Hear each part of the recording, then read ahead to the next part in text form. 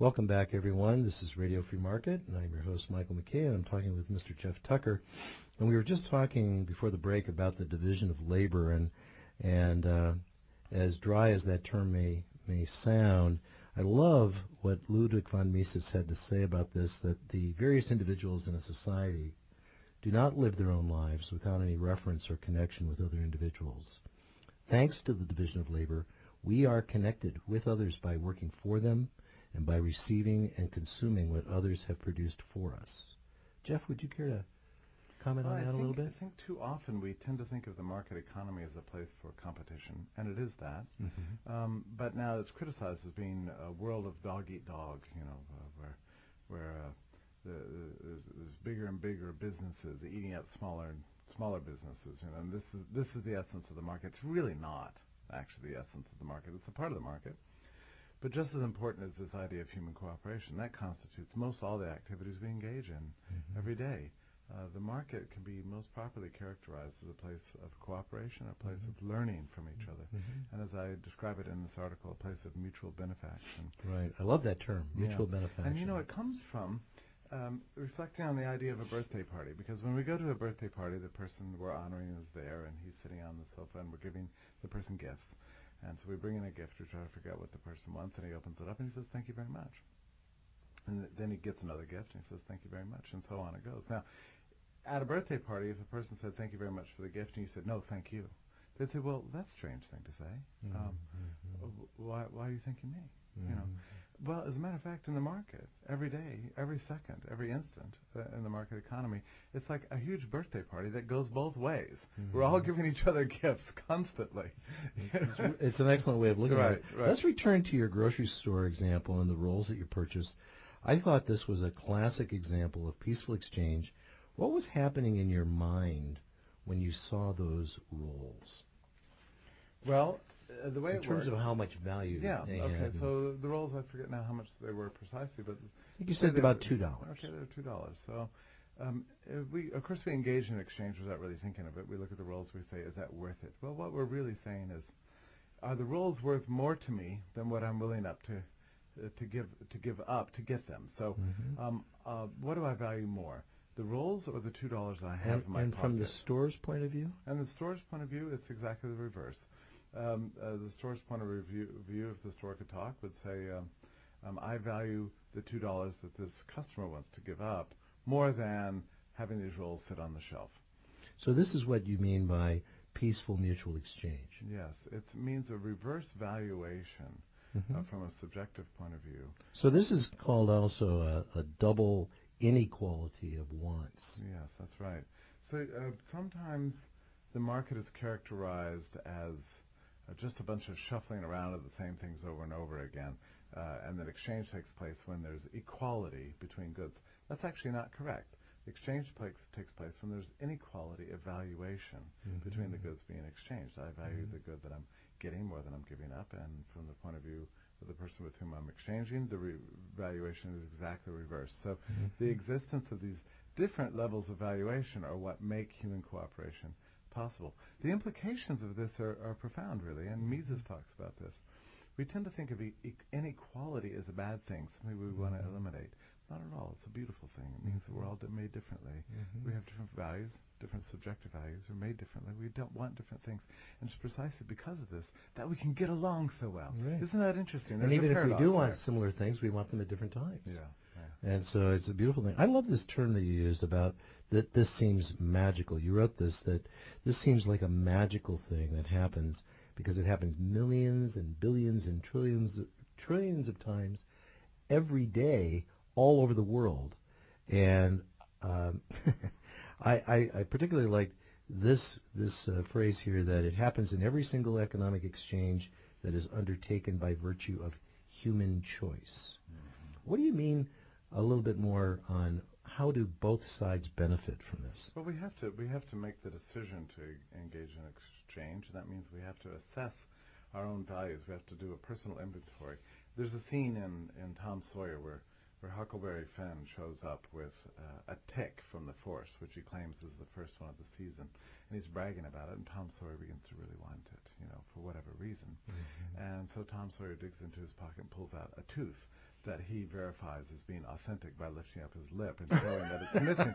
And so he says to Huckleberry Finn, I'll trade you I'll give you my tooth if you give me that tick. Huckleberry Finn has to think for just a minute. And finally, somewhat reluctantly, but he finally agrees. He thinks, well, a tick is worth less to me than that tooth. And Tom Sawyer's thinking that tick is worth more to him than the tooth is to him. So they make the exchange. And the narrator says, they both walked away from the exchange better off than they were before. And that's when, it was in reading that magical moment in Tom Sawyer that you began to realize that Mark Twain really understood something about the market, much more so than most people today understand. It's a beautiful institution. So, as you say, each side is a benefactor to the other side. And this is why it is a system of mutual benefaction. So, you mentioned that this is unrelenting and universal. Yeah, and so often I think that people don't think of the market this way, and I find that just deeply regrettable.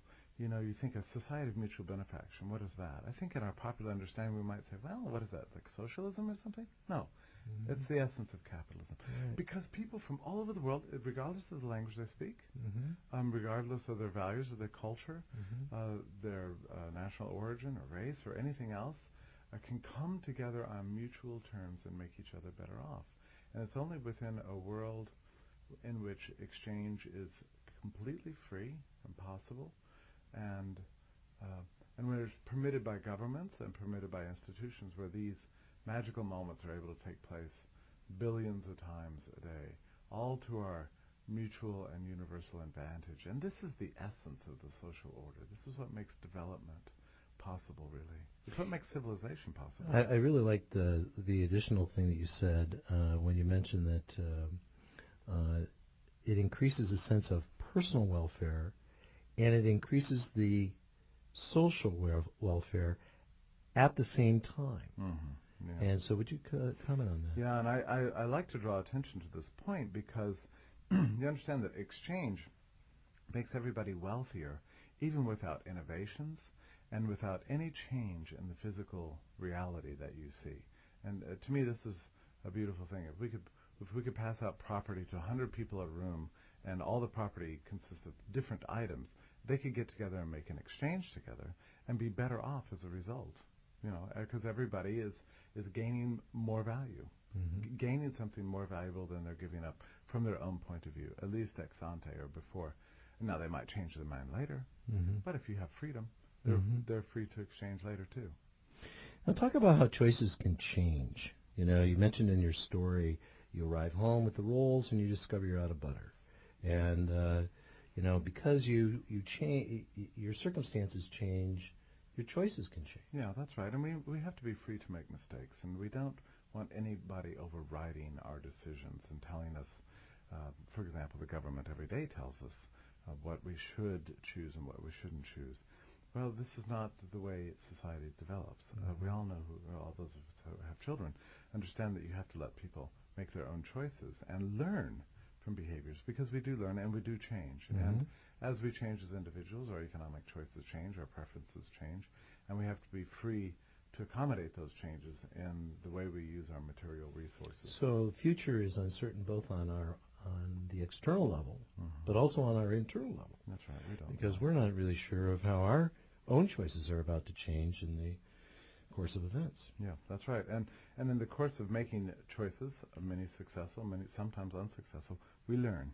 And the things we learn by watching our own lives and watching the behaviors of others become part of our package for engaging in long-term success as individuals. It's the only way we can really grow as individuals and grow as societies.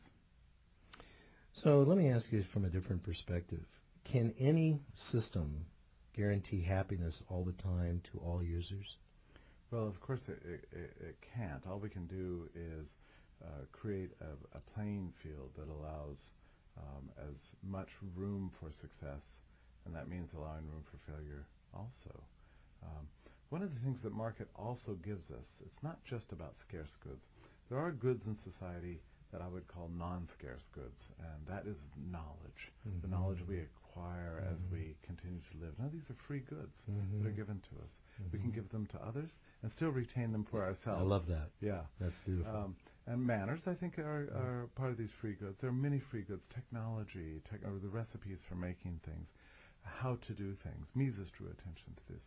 So the world of the market gives us vast numbers of non-scarce goods that are at our disposal, that are infinitely reproducible, that we can use all the time. I can look at your successes and learn from them and take them without taking them from you. You know, you can retain them, and I can learn from them and make them my own too.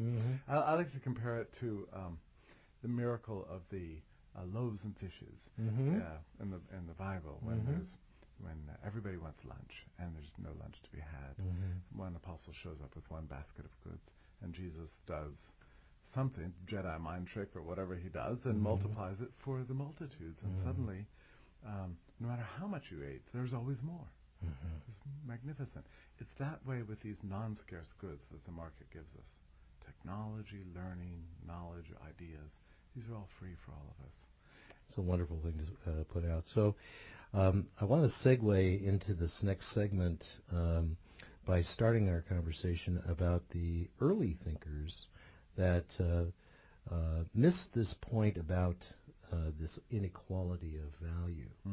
And because this was a rather interesting topic that I felt was that you brought out, how Aristotle particularly missed this. But we are going to be coming into the end of this particular segment, and so I think before I get you started and have to cut you off, what I'll do is I'll just go ahead and let us go into the next segment. And when we come back, folks, we'll pick this up, and we'll be talking about this from a different perspective. Is how was this missed by others in the past, and how is it continually missed now? All right, please stay with us.